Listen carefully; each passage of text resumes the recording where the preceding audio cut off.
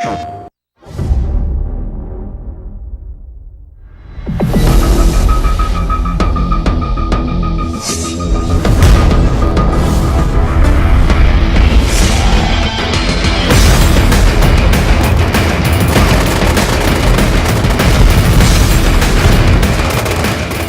soon as I first started the project, and they were running 256 players on a console, I said, okay, this is it. That's just something that nobody else is going to be doing. I don't think they'll be doing for quite some time. And it really is on the sheer level of being able to pull that off on a rendering level, on a gameplay level. It's not just on the networking level. People have traditionally gone like 16, 32, 64. Past that, I mean, it's no man's land, and we're doing it at 30 frames. That's pretty huge. One of the critical things was that we actually optimized enough so that by the time you hit 256 people all starting to converge in and fight, that your frame rate stays up above 30 and you have a nice smooth experience.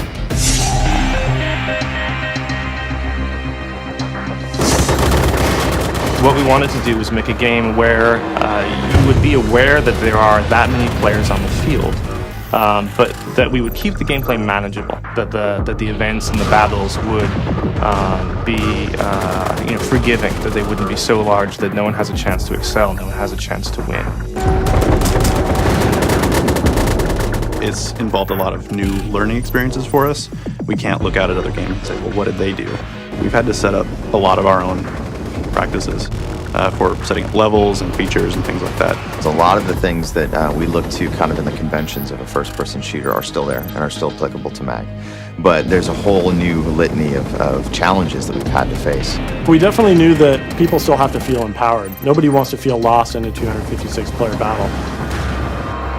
We don't want to have a wide open area and dump 256 players on it. It's dangerous. You're going to be shot from all sides. So we had to add a lot of density and cover in the assets. Another thing is the options. We want to give players options in these 256 player battles in MAG.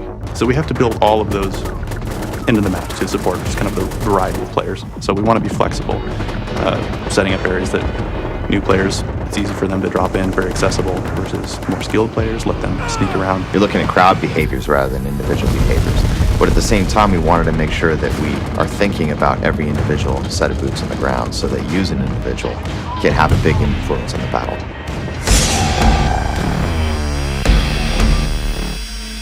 We've set up a lot of the missions to drop players in, find combat within the first couple seconds. It should never be a lack of something to do or shoot at. What aren't you going to see in the game is the question. Big old mortar strikes, grenades going off, flashbangs, air strikes, you name it, it's probably in there. In other first-person shooters, you might see big events like helicopters going down or explosions or buildings on fire. Those things are all scripted. They're happening outside the gameplay space. In MAG, it's the first-person shooter where all of those things are happening around you as an effective gameplay. When you jump in there and you start to see, that the helicopters coming in and the C-130s dropping just loads of people parachuting in, and there's mortars firing, and you can see all the way across the battlefield. It's really a scale that's difficult to kind of paint the picture for people until they get in and play, but it's something that you're amazed to see.